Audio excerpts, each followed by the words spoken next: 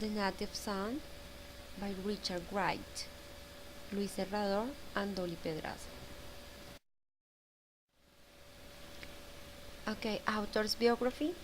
Richard Wright was born in 1998 in Mississippi, and an American writer whose work explores the oppression suffered by blacks in his country. He was the first black American novelist to reach international renown, the son of an agricultural laborer and a sculptor. Richard Wright spent his childhood and a brief teenager period in an orphanage. Later lived with his maternal grandparents in Jackson.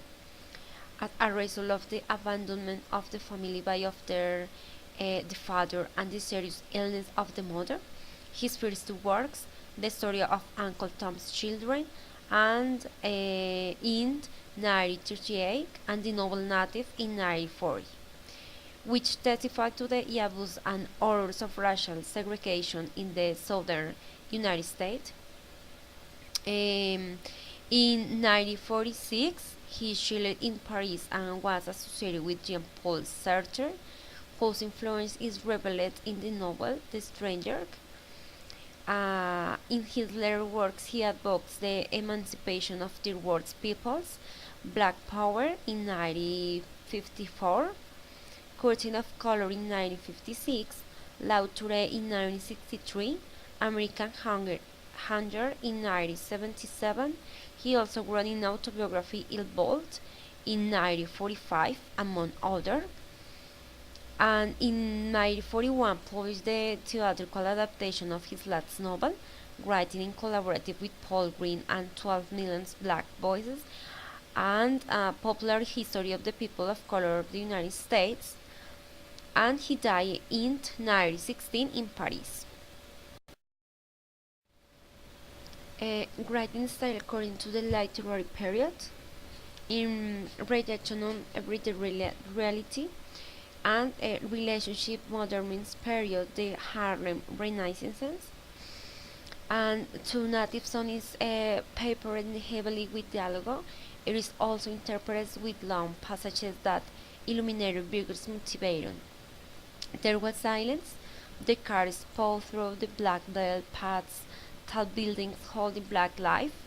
Vigor knew that they were thinking of his life and the life of his people. Suddenly he wanted to sight some heavy object in his grip it with all the strength of his body, and some straightway rise up and stamp in neck above the speeding car and white, and final blow it out. With himself and then in her was bearing fast, and he struggled to control his breath. The thing was waiting the better of him. He felt that he should not give way to his feelings like this, but he could not help it. Didn't they leave him alone? What had he done to them? What good could they get of seeing her, making him feel of miserable?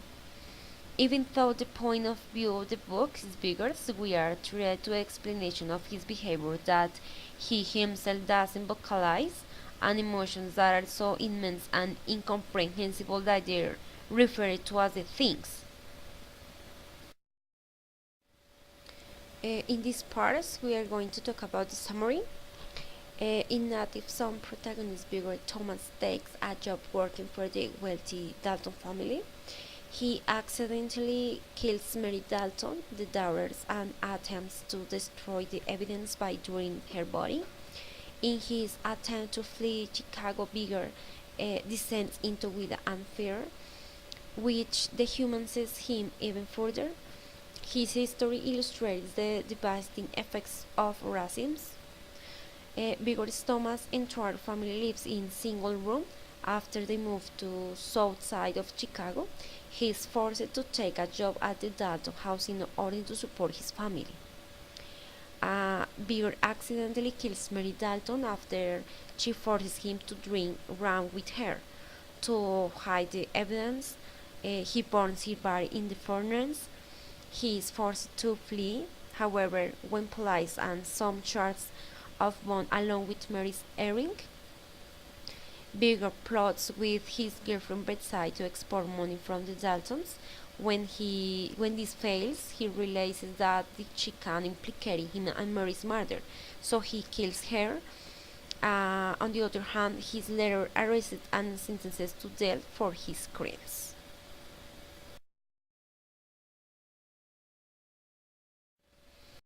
Okay, character list. It's number one, Bigger Thomas, the protagonist of Native Son, a poor an educated black man. Bigger comes from the law to run on the American social and economic ladder, as his lack of education has left him no option other than manual labor. He has filtered his whole life, resenting, hating, and fearing with whites who define the narrow confines of his existence. Bigger bigs white people as a collective, overwhelming to further tell him where to live, where to work, and what to do. The second one is Mary Dalton, the daughter of Miss and Mr. Dalton, vigorous wealthy employers. Mary identifies herself as a progressive, dates and admits communities, and interacts with Bigger with little regards for the strict boundaries society imposed between black men and white women. Mary's transgression of his boundary leads to her death and the resulting development of Bigger's character. Next is Miss and Mr. Dalton.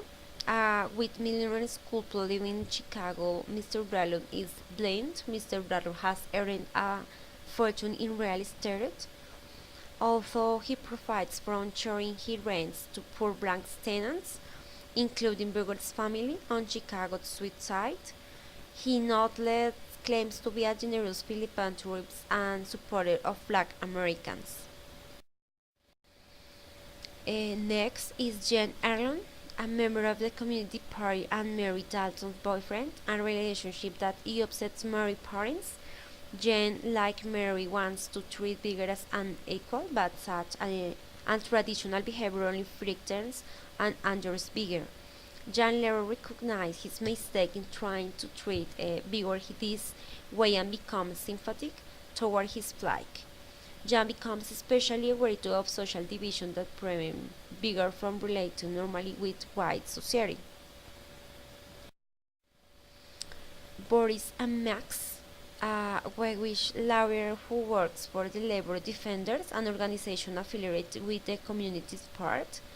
Max argues besides on sociological analysis of American society that institutionalized racism and prejudice, not inherent ethnic qualities, create conditions for violence and in urban ghettos. And finally is Bess Murray's Bigger's girlfriend. Their relationship remains quite standard and largely based upon mutual convictions that are there than romantic love in this novel. Symbols. So, for example, number one, his response is through Ashua the rat and kill it. With further now, we will probably just jump onto of the table and start sharing, but that use awareness. This rat is important on a few levels. Superficially, that shows us the king of Square, but Bigger and his family are forced to live in crowded apartments that are overrun with vermin, not pretty.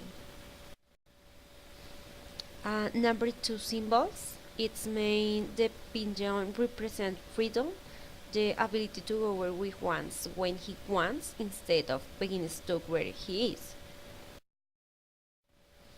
Number three, its main the recurring image of Mary's body and of her severed head reminds him of his guilt, but they also remind him of the fear and shame that led him to kill her accidentally in the first place.